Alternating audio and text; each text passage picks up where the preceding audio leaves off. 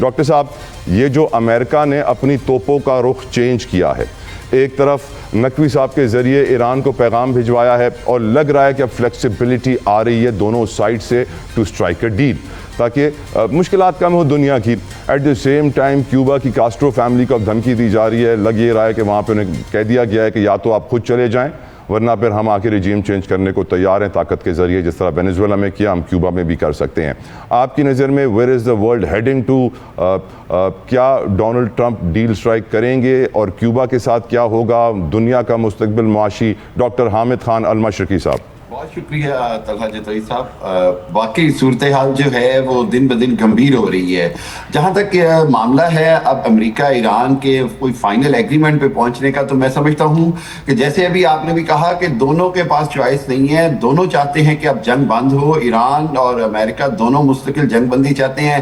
اس میں جو سپوائلر ہے یا شیطانی رول ہے وہ صرف اسرائیل ادا کر رہا ہے، لیکن اس سب کے باوجود پاکستان نے اس کو بڑا اچھا میں کہتا ہوں مینج کیا ہے۔ اب محسن نقوی صاحب کو بڑا اپریشیٹ کرنا چاہیے، انہوں نے جس انداز میں 24 گھنٹے میں دوبارہ وہاں کا دورہ شروع کیا، اور کوشش یہ ہے کہ ایک ایسے ایگریمنٹ پہ فی الحال ایگری کر لیا جائے جس کے تحت جنگ ختم کر کے اور 2 مہینے 1 مہینے کا کوئی ٹائم فریم لے کے تو تمام معاملات کے اوپر اس پر فائنل سیٹلمنٹ کی جائے۔ دیکھیں ہمیں یاد رکھنا ہوگا کہ جب اوباما کے دور میں JCPOA کا اور وہ جو IAEA کے ساتھ جب ایران کا ایگریمنٹ ہوا تھا نیوکلیر پروگرام کے حوالے سے، تو وہ ٹاکس جو تھی وہ 1.5 سال تک چلتی رہی تھی۔ سو اتنے سارے معاملات ہیں اب اس خطے کے اندر۔ جو ہرموز جو جنگ سے پہلے جس کا نام بھی نہیں تھا وہ اب نیا ہرموز بھی شامل ہے، اور نیوکلیر پروگرام ہے، ایران پر پابندیاں ہیں، پھر اسرائیل کے جارحیت ہے، پھر اس کے بعد بہت سارے اور معاملات ہیں۔ تو میرا خیال یہ ہے کہ بہترین صورتحال یہی ہے،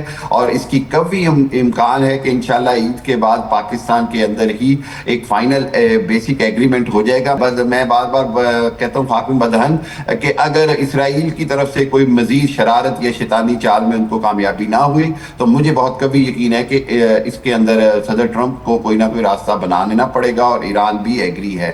اب آ جاتے ہیں یہ جو کیوبا کے حوالے سے، دیکھیے بڑی کلیئر بات ہے وہ یہ کہ امریکہ نے کیوبا کے اندر پچھلے 60 سال میں 8 بار کو کرنے کی کوشش کی۔ آپ کو یاد ہوگا فیڈرل کاسٹرو کے اوپر آل ٹوگیدر CIA کی آفیشیل ڈاکومنٹس کے مطابق 7 اسیسینیشن اٹیمپٹس ہوئی تھیں راؤل کاسٹرو کے بڑے بھائی فیڈرل کاسٹرو کو ہلاک کرنے کی، اور اس میں ان کو ناکامی ہوئی۔ جب قوم کسی شخص کے پیچھے کھڑی ہوتی ہے، جب قوم، فوج، ادارے، انتظامیہ سب ایک جگہ کھڑے ہوتے ہیں، تو پھر کوئی بڑی سے بڑی طاقت، یہ اس وقت کی میں بات کر رہا ہوں جب امریکہ، ساؤتھ امریکہ کے اندر، باقی دنیا کے اندر کولڈ وار کا ٹائم، رشیا کے ٹوٹنے کا ٹائم، ہر جگہ پہ سپر پاور تھی انڈسپیوٹڈ، اس سب کے باوجود CIA کو ناکامی ہوئی۔ آج جہاں پر امریکہ کھڑا ہے، صدر ٹرمپ کو بہرحال امریکن عوام کے سامنے جواب دہ ہونا پڑ رہا ہے کہ جی آپ ایران کے اندر وہ کچھ نہیں اچیو کر سکے جو دعوے وعدے کر کے آپ گئے تھے۔ سو اس فیس سیونگ کے لیے وہ چاہ رہے ہیں کہ نومبر کے الیکشن سے پہلے میں کیوبا کے اوپر ایک طرح سے اسی وینیزویلا کی طرز کا ایک آپریشن کروں اور اس پہ قبضہ کر لوں۔ میں آپ کو بتاتا چلوں طلحہ جتوئی صاحب، یہ بڑا مشکل کام ہے۔ اس کی وجہ یہ ہے کہ کیوبا اس پریکٹس سے بہت بار گزرا ہے۔ کیوبا کو پوری تیاری ہے کہ اس نے کیسے اس کو ریزسٹ کرنا ہے، کیسے اس کو کاؤنٹر کرنا ہے۔ اور ایک اور چیز ہے وہ یہ کہ وینیزویلا کے اندر معاملات آسان تھے کیونکہ وینیزویلا کی جو باقی لیڈرشپ تھی وہ انہوں نے کمپرومائز کر لی تھی۔ کیوبا کی صورتحال ڈیفرنٹ ہے۔ کیوبا میں راؤل کاسٹرو اور فیڈل کاسٹرو کی جو ساری فیملی ہے ان کا مکمل ہولڈ ہے۔ اسی فیملی کے نیچے جتنے بھی کنٹرول اینڈ کمانڈ سسٹم ہے، چاہے وہ چیف آف آرمی سٹاف ہوں، چاہے وہ دوسرے ہوں، وہ تمام ان کے کنٹرول میں ہیں۔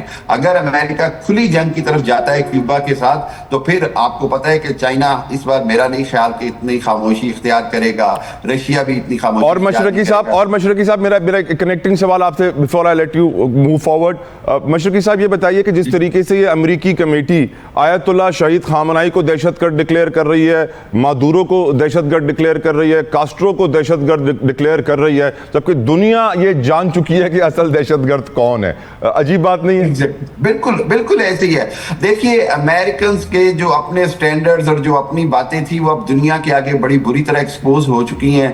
دنیا کو بڑا کلیئرلی پتا ہے کہ امریکہ کے مفادات, امریکہ کی جو کرائیٹیریا ہے کسی کو دہشت گرد بنانے کا اور کسی کو انسان دوست بنانے کا, وہ صرف اور صرف امریکہ اور اسرائیلی مفادات پر مبنی ہوتا ہے. اس کے اندر کوئی حقیقت نہیں ہوتی, بلکہ اب تو دنیا میں یہ ٹرینڈ ہے کہ جس کو امریکہ دہشت گرد کہہ رہا ہے, جس کو امریکہ یہ کہہ رہا ہے, سمجھو کہ وہ معصوم ہے اور وہ بے گناہ ہے. یعنی کہ یہ یورپ جو ہے وہ اس سے خود کو علیحدہ کر رہا ہے, امریکن پالیسی سے یورپ اپنے آپ کو علیحدہ کر رہا ہے. بیرسٹر عامر حسن صاحب, یور اوپینین سر.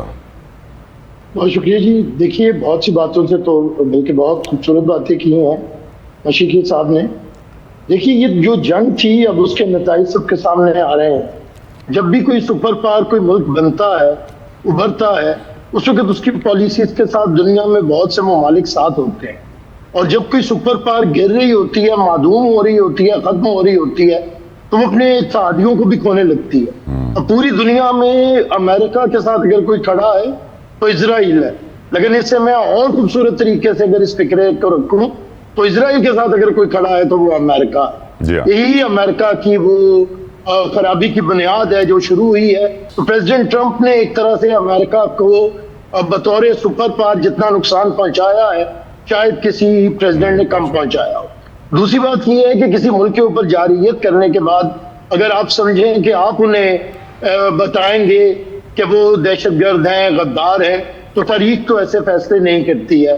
تاریخ اپنے فیصلے خود کرتی ہے. وہ جارے کا فیصلہ اس کی جارحیت کے تحت کرتی ہے, اور کسی کے غدار ہونے کا یا کسی کے شہید ہونے کا فیصلہ اس کی قربانی کے تحت کرتی ہے. بھلے ایک وقت میں لاکھوں لوگ ایک طرف ہوں اور چند لوگ ایک طرف ہوں, اور اس کا سب سے بڑا استعارہ کربلا ہے. تو میں یہ سمجھتا ہوں کہ یہ جو ہو رہا ہے وہ تو اب نظر آ رہا ہے. اچھا, یہ اب ٹرمپ نکلنا چاہ رہے ہیں جنگ سے, اور جنگ سے فاتح بن کے نکلنا چاہ رہے ہیں جا کے, تاکہ وہ جو ایک آپ کا زوم ہے, جو ایک آپ کا دبدبہ ہے وہ قائم رہے دنیا کے اوپر, جو کہ اب دنیا اسے دیکھ رہی ہے اور اس طرح قائم نہیں ہے.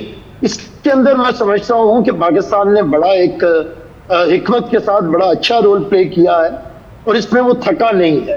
جب بھی آپ کو کہیں صلح کروانی ہو, اور پھر ایسی صلح ایسی دو حکومتوں کے درمیان, ریاستوں کے درمیان, یا سویلائزیشن کے درمیان کے جن کے درمیان صلح نہ رہی ہو اور 50 سال سے وہ ایک دوسرے کے قریب نہ بیٹھے ہو, تو ان کے درمیان تو پھر آپ کو ایک استقامت چاہیے ہوتی ہے, صبر چاہیے ہوتا ہے, جو پاکستان کی قیادت جس کا مظاہرہ کر رہی ہے. عید کے بعد آپ بھی سمجھتے ہیں ڈیل ہو جائے گی؟ عید کے بعد اسلام آباد میں ڈیل ہو جائے گی؟ اللہ پاک کرے جی. بہت حد تک یہ چیزیں کب نظر آ رہی ہے کہ بہت سے معاملات, اب یہ